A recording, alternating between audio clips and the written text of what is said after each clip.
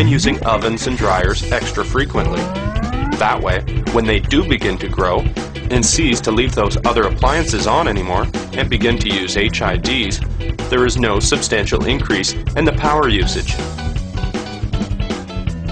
Switching to gas appliances and minimizing the use of remaining electric appliances also helps balance the electricity bill. Other growers use 2 grow rooms, which run alternately. This creates a more continual consumption level, as opposed to the daily spikes that would otherwise occur when the lights are on. Generally, unless you are using more than twice as much as your neighbor living in a similar dwelling, there should be no reason to worry. As a rule of thumb, adding 1,000 watts of lighting for each bedroom in your home should be fine. Stealing electricity has become a popular means of powering large commercial operations, especially in suburban homes that have been rented for the specific purpose of mass cultivation. By bypassing the electricity meter, unscrupulous growers can consume great deals of power without having to pay for it.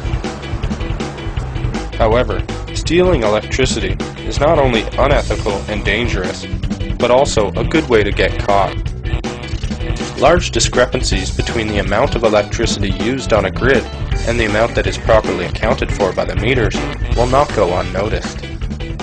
Electricity companies are becoming increasingly adept at locating residences that have bypassed power meters and will happily inform police in order to prosecute violators to the full extent of the law. A survey of newspaper articles reporting on a wave of busted grow-ops in Canada in 2002 shows that at least 90% of them reportedly had illegal electrical meter bypasses in order to steal power to run HIDs. This may suggest that these meter bypasses were, in fact, what attracted the attention of the electric companies and subsequently the police.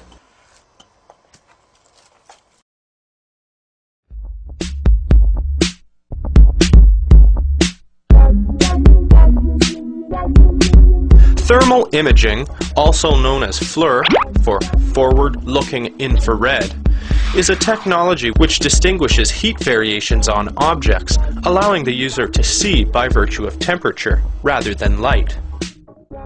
Many are familiar with this technology from TV shows where police helicopters are easily able to track suspects on the ground as they attempt to flee in the night. Thermal imaging devices make use of infrared radiation to determine relative temperature differences of objects. By using different colors to represent different temperatures, they create a visual on a screen, similar to that of a viewfinder on a video camera. In fact, many modern thermal imaging devices look and operate just like small handheld video cameras and are just as easy to use. Handheld thermal imaging devices can easily be used from a moving vehicle or from an aircraft and are most effective at night. Because of the radiant heat on objects caused by sunlight, thermal imagers are not very practical to use during the day. Contrary to what some believe, thermal imagers are not X-ray machines and cannot see through walls into a home or building. However, it can provide a very good idea of what might be going on inside of a home or building, especially if there is a grow operation there which uses high-intensity grow lights. The reason that thermal imagers are so effective in spotting grow operations is because grow lights create so much heat, and the thermal imager can see this heat. However, a basic understanding of this technology is enough to demonstrate how thermal imagers are useless when it comes to detecting a well-placed and insulated grow room. Thermal imaging devices are able to spot grow houses because of the great deal of heat given off by HID lights. A 1,000-watt lamp in the attic of a house is very obvious to a thermal imager, but only because the heat of the light causes the roof to be much warmer than neighboring houses. It is not the actual heat inside the attic that the thermal imager device picks up on.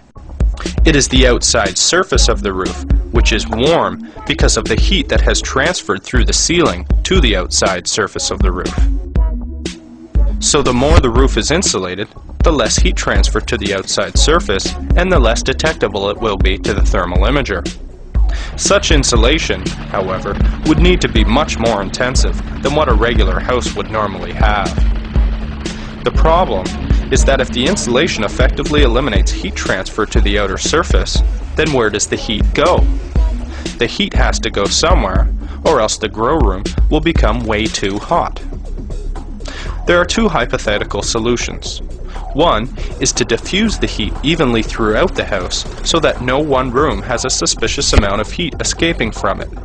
To a thermal imager, the house will not appear to have any hot spots and instead be an all-around uniform temperature.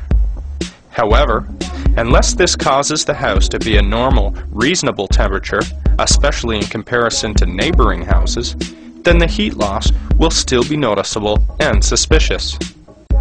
The other alternative is to direct the heat out a chimney or dryer vent. The heat will be very noticeable to a thermal imaging device, but not suspicious, because it is normal for heat to be escaping from these areas. Assuming the heat isn't coming from the chimney in the middle of the summer. So, of course, it is important to use common sense.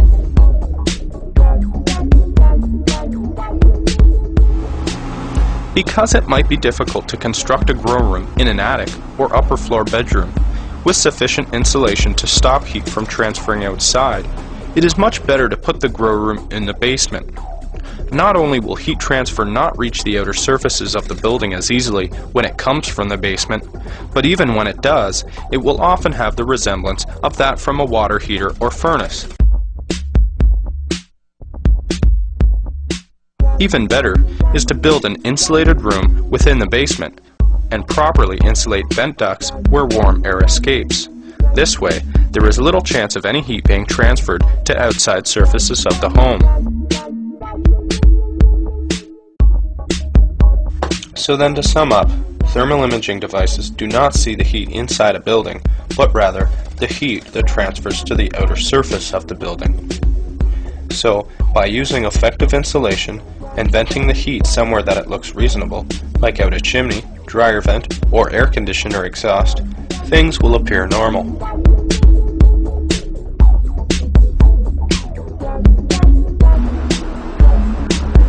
In 2001, the United States Supreme Court ruled that thermal imaging devices cannot be used to survey a private residence without a proper search warrant.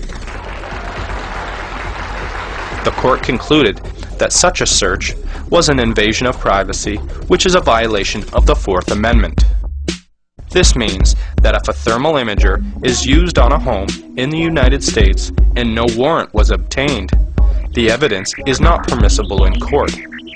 However, police could still accidentally discover suspicious heat loss from a house while using a thermal imager device during an unrelated investigation.